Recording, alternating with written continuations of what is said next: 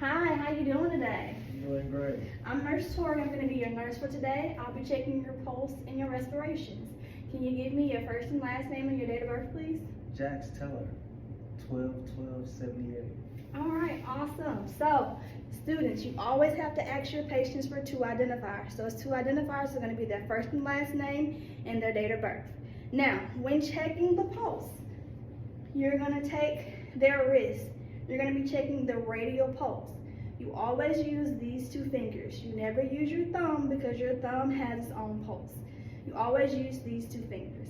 And for you all, like I said, your radial pulse is on the thumb side, so you'll place these two fingers here. You'll set a timer for 30 seconds and you'll feel for the pulsation for 30 seconds. So I have a watch on. I'm going to set my timer for 30 seconds.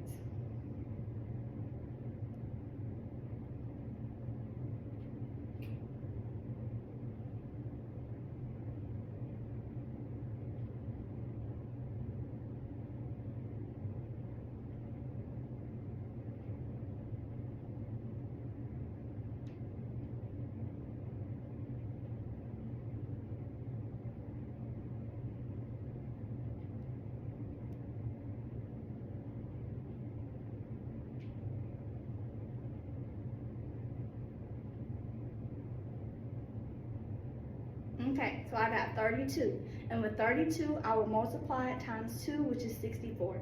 So his heart rate is 64 beats per minute.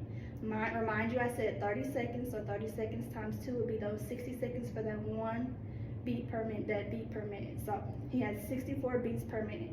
And your average range for adults is 60 to 100 beats per minute.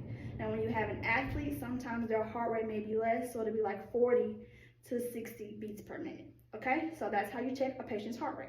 Now, when it comes to the respirations, can you sit up for me? You're going to be watching the rise and fall of their chest, again for another 30 seconds. You'll do 30 seconds times 2. You're going to watch the rise and fall of their chest. Now, when it comes to respirations, you never want to tell your patient that you're checking their respirations because it's going to alter their respirations. Of course, this is different because I'm teaching, so his may be a little altered, but we're going to go ahead and watch. And I got my timer set for another 30 seconds.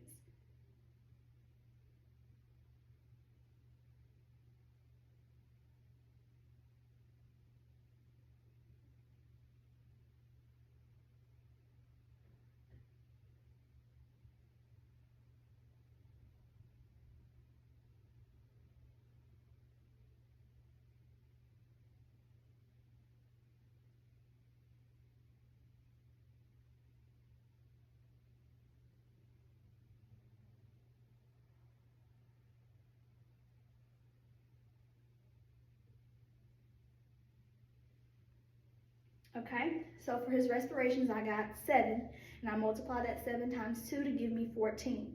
Your normal range for respirations is 12 to 20 for adults. So as long as you're within that normal range, you're fine. Anytime you have a patient that has anything less than that, as a medical assistant, you need to notify your nurse.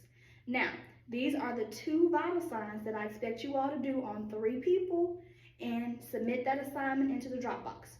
So for each patient, for each of your 3 patients, you should have their first and last name, their date of birth, pulse rate, respirations. You do not have to record a video, but you will have to write all this information out or type it out and submit it into the Dropbox. That'll be due on Thursday by 11:59 p.m. All right, I look forward to seeing you all in class, in person, for us to practice blood pressure and temperature. Have a great day, and if you have any questions, comments, or concerns, feel free to email me, okay? Have a good one. I look forward to seeing y'all.